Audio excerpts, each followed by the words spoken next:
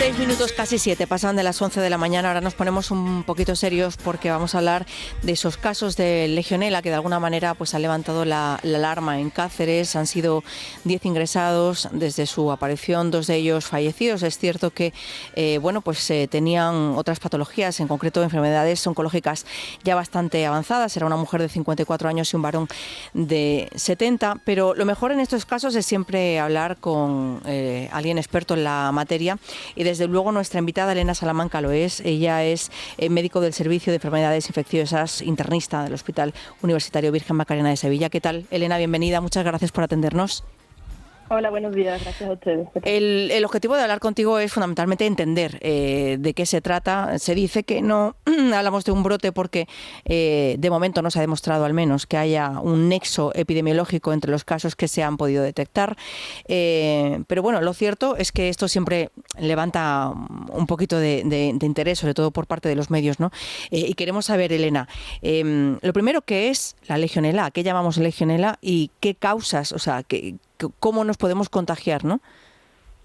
Sí, bueno, legionela es el nombre del género de la bacteria que produce esta enfermedad, y se le dio ese nombre curiosamente porque cuando se hicieron los estudios para descubrir este patógeno, se hizo precisamente a raíz de una epidemia que hubo de neumonías en el año 1976 en una convención de la Legión Americana. En Filadelfia hubo más de 200 afectados, una mortalidad de unos 30 y tantos casos. Sí. Y meses más tarde descubrieron el patógeno y le dieron los CDC, ¿no? Y le dieron ese nombre de legionela. En concreto, la especie neumófila es la que nos suele producir la neumonía en el humano. Es una bacteria, por tanto.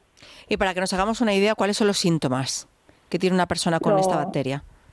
Sí, los síntomas son de una infección respiratoria que pueden variar de más leve a más grave, ¿no? Como todas las infecciones respiratorias. Empieza con fiebre, a veces tiene unos síntomas antes de las manifestaciones respiratorias. En algunas personas es curioso que puede aparecer dolor abdominal, incluso diarrea, dolores musculares, ¿no? Sintomatología un poco más inespecífica, sí, que puede dar lugar incluso a confundirse al principio en el diagnóstico, y después ya sí que aparece la tos, que generalmente no es muy productiva, pero bueno, puede llegar a serlo, ¿no?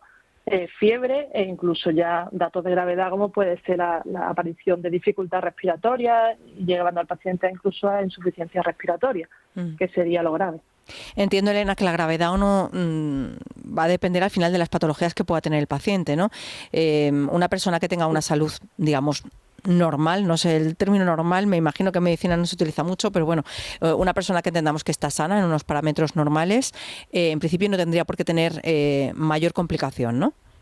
Claro, efectivamente. La gravedad puede venir tanto por factores de la propia bacteria, ¿no? Que tenga más virulencia, de la cantidad que hayamos inhalado, ¿no? Del inóculo, pero sobre todo de las comorbilidades o la situación de base de los pacientes, ¿no? Hay personas sanas que puede pasar prácticamente desapercibida, ¿no? Una infección leve que no llegue ni a diagnosticarse porque no ha precisado ni siquiera consultar.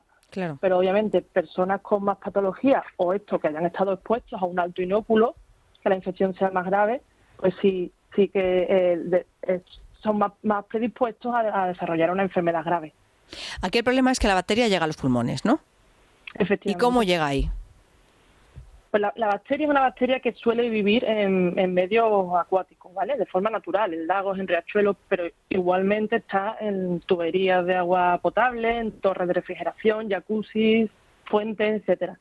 Entonces, la aerosolización de ese agua, esas partículas aerosolizadas, la inhalamos y es como llegan directamente al pulmón. No está demostrado que por la ingesta de agua contaminada se llegue a desarrollar en sí la neumonía. Tiene que ser que lo respiremos. Eso es. Exactamente, que lo respiremos. O sea, que por eso es por lo que a veces se asocian ciertos brotes a sistemas de aire acondicionado. Efectivamente. Claro, por eso suelen ser los brotes, no los casos aislados que ocurren durante todo el año, pero los brotes solemos verlos más en esta temporada, porque es cuando más se están utilizando, haciendo labores de mantenimiento, etcétera. Pero ocurren todo el año, ¿no? Nosotros, por ejemplo, vemos casos a lo mejor en fontaneros, en trabajadores de estos torres de refrigeración, etcétera. Sí, bueno, tiene más sentido, ¿no? Que tienen, digamos que mayor cercanía a la fuente o a la... Están más expuestos. Claro, al origen. Expuestos, efectivamente. Elena, yo no sé, ¿el tratamiento es sencillo? Para empezar, ¿qué tenemos que decir a una persona que, por ejemplo, piensa que puede tenerla o puede tener alguien de su entorno que considere que es sospechoso por los síntomas que hemos descrito? Sí, bueno, lo primero es consultar si el caso es leve al médico de familia y si ya cursa con dificultad respiratoria, con disnea, a los centros de urgencias, ¿no? Los servicios de urgencia.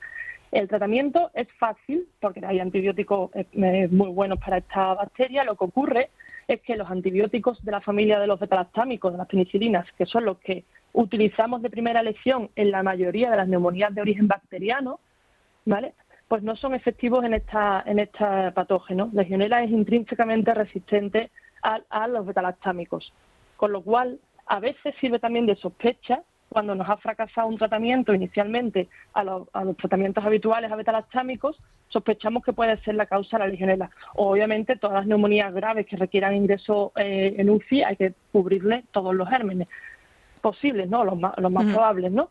Entonces tenemos antibióticos como pueden ser de la familia de las quinolonas o de los macrólidos que son muy eficaces. No, hasta ahora en la literatura no hay descritos grandes problemas de resistencia en legionela a estos antibióticos. Son muy útiles y además la respuesta cuando se instaura el tratamiento eficaz suele ser muy rápida. El primer día suele haber ya bastante mejoría clínica, incluso con defervescencia, con ausencia ya de fiebre los primeros 2 días, y suele ser muy buena respuesta clínica cuando se instaura el tratamiento. Claro que ya, como ocurre en todas las infecciones, depende también de la situación en la que lleguemos, ¿no? Claro. Pero la respuesta cuanto antes se coja, mejor, como en casi todo, sí, ¿no? Al final, sin duda.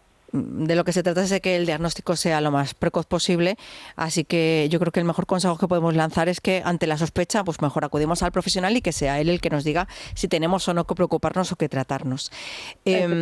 Claro, ¿qué explicación podemos darle a que dentro de una misma ciudad o una misma provincia haya de repente, ¿no?, un aumento de casos llamativos sin que haya un nexo común? Sí, bueno, probablemente... Esto es algo que ocurre, ¿no? Porque, o sea, en verano también ocurre más. Sí, en verano ocurre más y es verdad que la definición de brote es cuando ha habido 2 o más casos, ¿no?, en el último mes en personas que han frecuentado un mismo lugar. Claro. Es verdad que de eso ya los servicios de medicina preventiva y de epidemiología se tienen que encargar de la encuesta epidemiológica y ir afinando en los sitios que han frecuentado, y hay veces que no se llega a saber exactamente qué ha sido, ¿no? Si una fuente, si han ido a un jacuzzi. A veces estos sistemas que se utilizan en las terrazas de los bares que pulverizan agua, ¿no? Sí. También ha habido casos. Pero es que a veces ha sido un camión cisterna que ha pasado por la calle limpiando. Claro, y ha podido pasar por... consciente, claro, ¿sabes? Por media ciudad. Efectivamente. Claro, es un poco complicado. Bueno, pues yo creo que ha quedado claro lo que es la legionela. No sé, más o menos en tu hospital, si me puedes decir cuántas personas puede haber en este momento ingresadas con esta patología, o ninguna.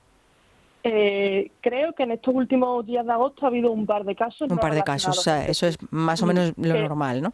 No, yo diría que es un poco más de lo normal. Un poco más de lo normal. Pero bueno, no tampoco para que nos llame la atención, ¿no? Uh-huh. De estar vigilantes y tomar las medidas, ¿no? De todas formas, ninguno ha sido de adquisición intrahospitalaria, todos han sido de adquisición en la comunidad, ¿no?, fuera del hospital. Pues puestos a saber de todo un poco, Elena, ¿cuál es, digamos, que la infección más frecuente en el servicio? Porque claro, tú estás justo en el servicio de enfermedades infecciosas. Imagino que serán las intoxicaciones alimentarias, no sé. Pues sí, ahora coincidiendo también con los viajes puede haber bastante toxificaciones alimentarias, sin duda. En los últimos años, ¿qué te voy a decir?, ¿no? La infección respiratoria por el virus SARS-CoV-2, ¿no?, otra neumonía, claro, en este caso viral, ha sido lo más frecuente. Pero neumonías, ya que hablamos de neumonías, las más frecuentes que tenemos que requieran ingresos suelen ser por otra bacteria que se llama neumococo. Sí. En este caso sí tiene una vacuna, ¿no?, que está indicada en una cierta población. En realidad no tiene vacuna como tal, ¿no? La prevención consiste en las labores de vigilancia activa, cloración de las aguas, y hay controles, ¿no?, tanto en los hospitales como en las torres de refrigeración, etcétera. Se hace un sistema de vigilancia de cultivos de legionela y medir, y cuando pasa un umbral hay que tomar medidas, ¿no? Tanto, bueno, ahí no entro yo ya mucho, ¿no? Hay medidas de cloración, medidas con control de temperatura, etcétera, ¿no? Bueno, al final me imagino que si hablamos de prevención, en casi todo será extremar la higiene al máximo, ¿no? Sí. Y no sé si hay alguna pauta más que podamos dar para... Bueno, a nivel personal, como tal, prevención no existe, salvo que las personas que estén expuestas quizás sí que deben de tener, de ser conscientes de que sus sistemas de refrigeración, me refiero expuestas a los fontaneros, Sí. trabajadores de que tengan más riesgo, ¿no? Y que sigan las medidas de modificaciones estructurales cuando haga falta, ¿no? Los sifones de los grifos para que se evite a veces las salpicaduras cuando sea y la aerosolización de este agua, ¿no? O cloración, o eso hay que hacerlo, eso hay un reglamento como tal del Ministerio, ¿no? Para cada cuánto tiempo tienes que hacer la purga, cuánto tiempo tienes que hacer la cloración y cómo tienes que tomar los cultivos y las muestras de vigilancia, ¿no? En todos los sitios y si procede incluso clausurar hasta que se llegue a unos umbrales tolerables de legionela en esos sitios, ¿no? Claro, unos A nivel protocolos. personal, exacto, también se han hecho a veces, vacuna como he dicho antes no hay, pero sí en brotes nosocomiales, en brotes hospitalarios, en alguna ocasión se ha utilizado de forma preventiva el uso de los antibióticos, quimioprofilaxis se llama eso, ¿no?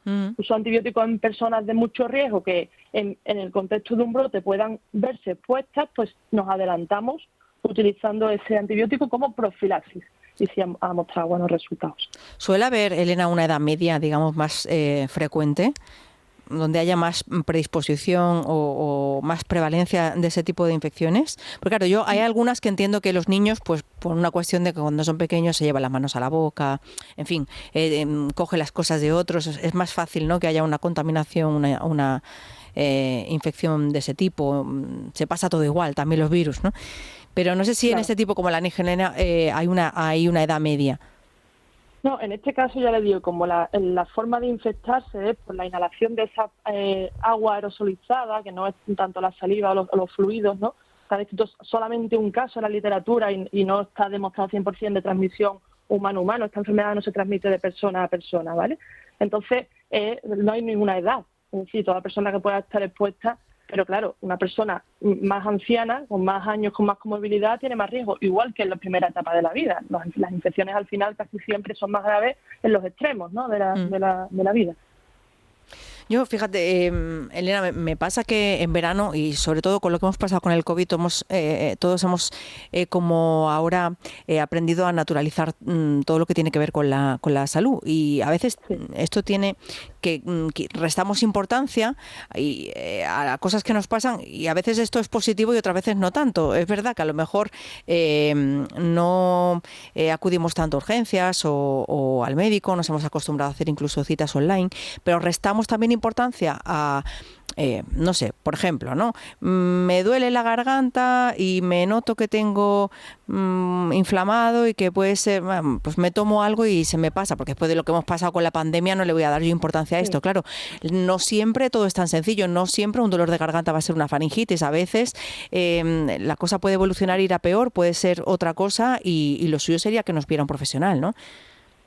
Claro, a ver, una vez que nota, hablando de legionela, ¿no?, de las neumonías en general, la neumonía se puede tratar en domicilio, ¿no?, en casos leves, una infección respiratoria, una persona joven sin comorbilidades, una vez diagnosticado, se puede hacer tratamiento directamente con antibióticos por vía oral. ¿Qué síntomas deben de alertarte? Pues una fiebre persistente que no ceda, que aparezca a lo mejor confusión ya, ¿no?, estado neurológico ya confuso por la gravedad de la infección, o por supuesto dificultad respiratoria. A veces lo que nos hace consultar es un dolor costal, ¿no?, porque el propio pulmón afectado irrita la pleura y tenemos ese dolor pleurítico. Esos datos nos suelen hacer consultar como síntomas. Después, hallazgos clínicos y analíticos, pues no hay nada específico en la neumonía por legionela, ¿no? Característicamente se suele decir que baja un poco el sodio, que eso ocurre en otras afecciones pulmonares también, pero puede ocurrir más frecuentemente en legionela, nos puede hacer pensarlo.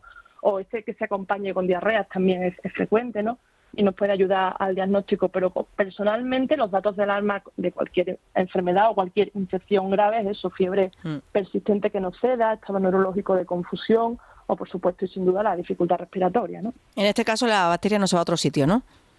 No se va a otro sitio. No Ya se digo suele. que no se transmite humano-humano. Un caso muy, muy raro, descrito en una revista médica, en New England, que parece que un hombre trabajador de una torre de refrigeración enferma, vuelve a su casa a 300 kilómetros, la madre lo cuida de forma muy estrecha durante las horas previas al ingreso de este paciente y posteriormente la madre también enferma sin que hubiesen estado expuestos a una fuente común. El único era el contacto entre ellos dos, pero no se pudo demostrar y es el único caso de literatura. Esto no, Qué esta curioso, enfermedad, ¿no? de hecho, sí. Bueno, también podría darse... De hecho, no requiere aislamiento, es decir, Claro. nosotros estos pacientes ingresan a una habitación normal, sin medidas de aislamiento. Bueno, podría ser no más una cuestión cuestión de que quizás la investigación del origen no fuera certera y que a lo mejor hubieran dado, ¿no?, como causa esa fuente de refrigeración y en realidad hubiera sido otra cosa. Podría ser una explicación, imagino yo, ¿no?, a ese caso. En fin, pues Elena, ha sido muy instructivo hablar contigo esta mañana. Yo quería darte las gracias y no sé si se nos ha quedado algo por decir, algo en el tintero que sea importante. Bueno, quería comentar, si queréis, el diagnóstico es sencillo. Hay que pensarlo, obviamente, bien con la anamnesis, no con la historia clínica, o bien porque ya estemos dentro de un brote, con lo que lo podemos sospechar. El diagnóstico, hay varias formas de diagnosticarla y hay una muy sencilla que ahora mismo, gracias o por culpa del COVID, tenemos todos muy en mente, que es la detección de un antígeno, una técnica rápida. En este caso, la muestra no es el exudado nasofaringeo como en COVID, sino que es la orina. En la orina se elimina un antígeno de la Legionela. Con esta técnica rápida, en unos minutos podemos tener el diagnóstico, ¿no? Sí, pero en este 100%, caso sí que hay que acudir a un servicio de urgencias, claro, obviamente, no podemos hacerlo. Sí, eso ya es a nivel hospitalario. Claro, claro. Sí. Bueno, pues está bien aclararlo. Sí, porque es una manera de que aquellos que no... Yo sé que las urgencias en verano dan pavor, porque ya la espera, ¿no?, suele ser desagradable, y encima eso se une pues el calor y el que haya mucha gente, sobre todo en zonas de playa, pero sí que es verdad que es importante que el diagnóstico sea lo más pronto posible, porque bueno, eso también va a marcar la evolución, ¿verdad?, que tengamos para como paciente. Un tratamiento adecuado, claro, sí. Pues Elena, un placer, lo dicho, aquí tienes tu casa y cuando creas conveniente pues abrimos micrófonos, sobre todo para tranquilizar también, que yo creo que eso es importante. Seguro que en Cáceres hay pues mucha gente que al no saberse todavía, ¿no?, la causa exacta de esos casos, pues puedan tener la preocupación de que haya ahí una fuente que esté provocando este brote y que realmente no se haya detectado todavía, ¿no? Claro, sí, por eso sí de prevención, pero al estar ya en alerta, pues también nos hace a mis compañeros pues pensarlo antes y empezar tratamientos de forma más precoz, con lo cual tranquilidad. Pues con ese consejo lo vamos a dejar. Ante la duda, pues mejor acudir al servicio de urgencias o a nuestro médico de cabecera. Un placer, Elena, y seguimos en contacto. Muchas gracias. Un placer es mío, un saludo, gracias.